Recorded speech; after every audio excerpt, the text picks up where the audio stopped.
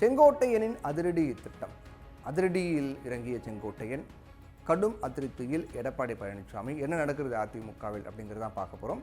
எடப்பாடி பழனிசாமி உள்ளிட்ட அதிமுக எம்எல்ஏக்கள் சட்டப்பேரவையில் இருந்து வெளிநடப்பு செய்த நிலையில் அதிமுக முன்னாள் அமைச்சரான செங்கோட்டையன் மட்டுமே வெளியேறாமல் சட்டசபைக்குள்ளே இருந்தார். இப்போ இதன் மூலமாகவே எடப்பாடி பழனிசாமி செங்கோட்டையன் இடையான மோதல் அப்படிங்கிறது தொடர்ந்து வருவது வெட்ட வெளிச்சமாக இருக்கிறது. இப்போ சமாதானம் ஆகிட்டாங்க அப்படிங்கிற மாதிரிலாம் ஒரு பக்கம் சொல்லப்பட்டாலும் கூட இன்னும் அதிமுகவில் எடப்பாடி பழனிசாமிக்கான சவால், அவர் எதிர்கொள்ளக்கூடிய நெருக்கடிகள் இன்னும் அதிகமாக தான் இருக்குது அப்படிங்கிறதா இந்த நிகழ்வு காண்பிக்கின்றது. சட்டசபையில் டாஸ்மாக் விவகாரம் குறித்து பேசணும் அப்படின்னு அதிமுகவினுடைய பொதுச் செயலாளர் எடப்பாடி பழனிசாமி கோரிக்கை வைத்தார். அதுக்கு சபாநாயகர் அப்பாவு அனுமதி மறுத்துட்டார். அதை பற்றி பேசக்கூடாது அப்படின்னு சொல்லிட்டார். ஏன்னா டாஸ்மாக் விவகாரம் அப்படிங்கிறது நீதிமன்றத்தில் வழக்கு இருக்குது, அதை பற்றி விவாதிக்க முடியாது, சட்டப்பேரவையில் விவாதிக்கக்கூடாது அப்படின்னு சபாநாயகர் அப்பாவு தெரிவித்தார். அதே சமயத்தில் சபாநாயகர் அப்பா இன்னொரு விஷயம் சொன்னார். ஸ்டெர்லைட் விவகாரம் குறித்து அதிமுக ஆட்சியில் எதிர்க்கட்சி கேள்வி எழுப்பிய போது பேச அனுமதி கொடுக்கல அப்படின்னு சொன்னார் சபாநாயகர் அப்பாவு. அப்புறம் இதுக்கப்புறம் என்ன நடந்ததுன்னா, சட்டசபை கூட்டம் நடக்கும்போது முதலமைச்சர் ஸ்டாலின் பதவி விலக வலியுறுத்தி பதாகையை காட்டுறாங்க எதிர்க்கட்சி உறுப்பினர்கள். அவையில் இருந்து 13 அதிமுக எம்எல்ஏக்கள் இந்த நிகழ்வு காரணமாக வெளியேற்றப்பட்டாங்க. அக்ரி கிருஷ்ணமூர்த்தி, இசக்கி சுப்பையா உள்ளிட்ட 13 அதிமுக உறுப்பினர்கள் பதாகைகளை தூக்கி காட்டுறாங்க. முதலமைச்சர் பதவி விலகும் அப்படிங்கிற மாதிரி. அவங்க ஒரு நாள் சஸ்பெண்ட் செய்யப்பட்டதாக சபாநாயகர் அப்பா அறிவித்தார். அதோடு மற்றவங்க சட்டையில் அணிந்திருக்கக்கூடிய அந்த பேட்சை கழற்றி விட்டு வந்தால் அனுமதிக்கப்படுவார்கள் அப்படின்னு சபாநாயகர் அப்பா சொன்னார். என்ன பேட்ச் கொடுத்துருந்தாங்கன்னா, யார் அந்த தியாகி அப்படிங்கிற மாதிரி, யார் தியாகி அப்படிங்கிற மாதிரி அவங்க பேட்ச் கொடுத்துருந்தாங்க. அந்த டாஸ்மாக் விவகாரத்தில் ஊழல் நடந்ததாக குற்றம் சாட்டப்பட்டது இல்லையா, அதில் ஈடுபட்டது யார் அப்படிங்கிறது குறிப்பிடும் வகையில் யார் தியாகி, யார் அந்த தியாகி அப்படிங்கிற மாதிரி அதிமுக உறுப்பினர்கள் பேட்ச் கொடுத்துட்டு வந்தாங்க. அதை நீங்கள் ரிமூவ் பண்ணால் மட்டும்தான் அனுமதிக்கப்படுவார்கள் அப்படின்னும் சபாநாயகர் அப்பா தெரிவித்தார். அதனால் எடப்பாடி பழனிசாமி உள்ளிட்ட அதிமுக உறுப்பினர்கள் எல்லாருமே அவையிலிருந்து வெளிநடப்பு செய்தார்கள்.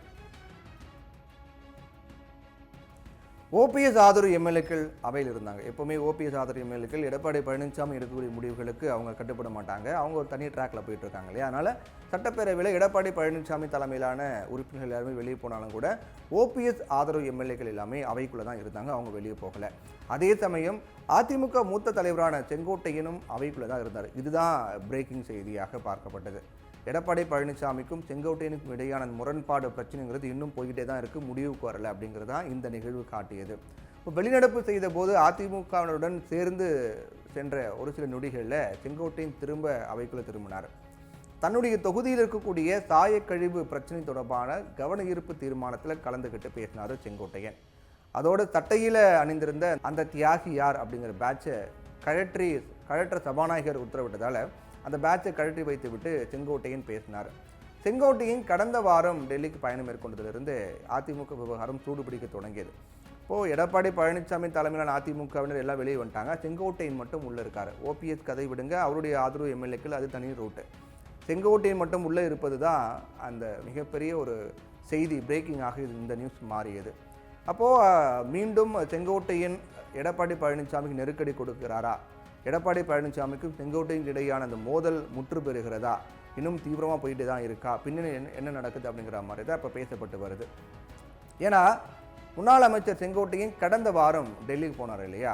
அப்போது தனக்கு நெருக்கமானவர்களோட சென்னை கிழக்கு கடற்கரை சாலையில் இருக்கக்கூடிய ஒரு இடத்துல ஆலோசனை நடத்தியிருக்காரு செங்கோட்டையன். அதுக்கு பிறகுதான் அவர் டெல்லி போனார் அப்படின்னு சொல்லப்படுது. டெல்லி போன செங்கோட்டையன் உள்துறை அமைச்சர் அமித்ஷா, அப்புறம் மத்திய நிதி அமைச்சர் நிர்மலா சீதாராமன் சந்தித்து பேசினார். அதை தொடர்ந்து அமித்ஷா சந்திப்பு காரணமாக அந்த மத்திய நிதி அமைச்சர் நிர்மலா சீதாராமனை அவர் சந்தித்த போது எடப்பாடி பழனிசாமி அமித்ஷாவை சந்தித்து பேசினார் இல்லையா. அதனால் தனக்கு ஏற்பட்ட சில நெருக்கடிகள் தொடர்பாக நிர்மலா சீதாராமன் கிட்ட செங்கோட்டையன் பேசினதாகவும் சொல்லப்படுது.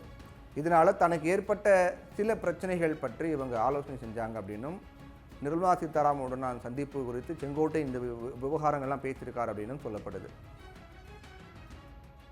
அதை தொடர்ந்து தான் இப்போது ராமேஸ்வரம் வந்த பிரதமர் நரேந்திர மோடியை அதிமுக, முக்கியமாக அதிமுகவுடைய பொதுச் செயலாளர் எடப்பாடி பழனிசாமி சந்திக்க மறுத்து விட்டார் அப்படின்னு சொல்லப்படுது. ஏன்னா அதுக்கு முன்னாடியே பிரதமர் நரேந்திர மோடி தமிழக வருகைக்கு முன்பாகவே எடப்பாடி பழனிசாமி மற்றும் ஓபிஎஸ் இருவரும் தனித்தனியாக அவரை சந்திக்க நேரம் கேட்டிருப்பதாகவும் அதுக்கான வாய்ப்பு அதிகமாக இருக்குது. அந்த சந்திப்பு மிகுந்த முக்கியத்துவம் பெறும் அதிமுகவில், குறிப்பாக தமிழக அரசியலில். அதனால் அது மிகப்பெரிய ஒரு ஃபோக்கஸ் பண்ணக்கூடிய செய்தியாக மாறியது. அப்போ எப்போ சந்திக்க போகிறாங்க, எவ்வளோ சந்திப்பாங்க, எப்போ அனுமதி கிடைக்கும் அப்படிங்கிற மாதிரிலாம் எதிர்பார்க்கப்பட்டது. ஆனால் எதிர்பார்த்த மாதிரி எதுவுமே கிடையாது. பிரதமர் நரேந்திர மோடியை எடப்பாடி பழனிசாமி சந்திக்க மறுத்து விட்டதாக சொல்லப்படுது.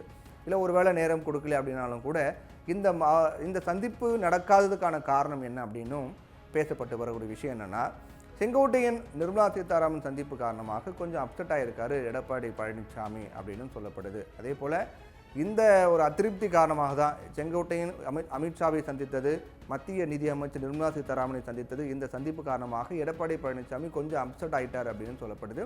இதனால் அதை தொடர்ந்து தான் இப்போ 2வது முறையாக சென்னை கிண்டியில் இருக்கக்கூடிய நட்சத்திர ஹோட்டலில் மத்திய நிதி அமைச்சர் நிர்மலா சீதாராமனை அதிமுக முன்னாள் அமைச்சர் செங்கோட்டையன் சந்தித்து பேசினார். 2வது முறையாகவும் மதிப்பிற்குரிய மத்திய நிதி அமைச்சர் நிர்மலா சீதாராமனை செங்கோட்டையன் சந்தித்து பேசியது அப்படிங்கிறது தான் திரும்பவும் பரபரப்பை இந்த விவகாரத்தில் ஏற்படுத்தியிருக்கிறது. செங்கோட்டையனை பொறுத்த மட்டிலும் அவர் ஏற்கனவே டெல்லியில் ஒரு முறை அமித்ஷாவை சந்தித்து அதுக்கு பிறகு நிர்மலா சீதாராமனை சந்தித்தார் அப்படின்னு சொல்லப்பட்டது. இந்த நிலையில் தான் இப்போ 2வது முறையாக செங்கோட்டையன் நிர்மலா சீதாராமனை சந்தித்து பேசியிருக்காரு. அந்த சந்தித்து பேசுறதுக்கான காரணம் என்ன, ஏன் இந்த சந்திப்பு நடந்தது அப்படிங்கிற கேள்வி எழுந்திருக்கிறது. ஒரு பக்கம் எடப்பாடி அமித்ஷா மீட் பண்ணிக்கிறாங்க. அவங்க 2 பேருமே நெருக்கமாக இருக்காங்க. இன்னும் சொல்ல போனால் அதிமுக வைத்த கோரிக்கையின் காரணமாக தான் அண்ணாமலை மாற்றப்படுகிறாரா அப்படின்லாம் கூட பேசப்பட்டது. அப்போது அதிமுகவுக்காகவும் எடப்பாடி பழனிசாமிக்காகவும் அமித்ஷா ரொம்ப இறங்கி வரதா, ரொம்ப ஒரு இணக்கமாக பேசப்படுதா அப்படின்னு சொல்லப்படுது. அப்படி இருக்கும்போது இந்த பக்கம் செங்கோட்டையனையே அமித்ஷா நிர்மலா சீதாராமன் சந்தித்து பேசுகிறாங்க அப்படின்னு ஒரு சந்தேகம் வருது. ஆனால் அதே எடப்பாடி பழனிசாமி தான் செங்கோட்டையன், அதாவது அமித்ஷாவை சந்தித்து பேசுகிறாரு. அதே எடப்பாடி பழனிசாமி தான் செங்கோட்டையன் நிர்மலா சீதாராமன் சந்திப்பு காரணமாக அப்செட் ஆகி மோடியை சந்திக்க மறுத்து விட்டதாக கூட சொல்லப்படுது. இப்போ இன்னொரு பக்கம் செங்கோட்டையன் ஏன் பாஜகவோட நெருக்கமாக இருக்காரு, அதான் எடப்பாடி பழனிசாமி பார்த்துறாரு. அதை தாண்டிய செங்கோட்டையன் பாஜகவோட நெருக்கமாக இருக்காரு, என்ன கணக்கு, ஏன் நிர்மலா சீதாராமன் சந்திக்கிறார், அப்படி என்ன நடக்கிறது அப்படிங்கிற பல கேள்விகள் இந்த விவகாரத்தில் எழுப்பி இருக்கிறது. ஏற்கனவே பல முறை நம்ம சொன்ன மாதிரி ஒருவேளை பாஜக எடப்பாடி பழனிசாமிக்கு எதுவும் அழுத்தம் கொடுக்கிறதா, கூட்டணி வைக்கணும், சீட்டு கணக்கெல்லாம் பேசப்பட்டு அவங்க கேட்கக்கூடிய சீட்டு கொடுக்கணும் அப்படின்னு அழுத்தம் கொடுக்கப்படுகிறதா, ஒருவேளை அது உடன்படாத சமயத்தில் செங்கோட்டையனை முன்னிறுத்த பாஜக ஏதாவது பிளான் பண்ணுறான் அப்படின்னு நிறைய விமர்சனங்களாக இது சுற்றி முன்வைக்கப்பட்டு வருது. என்ன இருந்தாலும் தேர்தல் நேரத்தில் நமக்கு முழுமையாக என்னங்கிறது தெரிய வரும். இருந்தாலும் இப்போ வரைக்கும் செங்கோட்டையனுக்கும் எடப்பாடி பழனிசாமிக்கும் இடையேயான அந்த மோதல் முரண்பாடுங்கிறது இன்னும் தொடர்ந்து கொண்டே தான் இருக்கிறது. இது என்னுடைய விளைவு என்னவாக இருக்கும், இது எங்கே கொண்டு போய் முடியும், அதிமுகவே என்ன நிலைக்கு இது மாற்றும் அப்படிங்கிறத நம்ம பொறுத்திருந்து தான் பார்க்கணும்.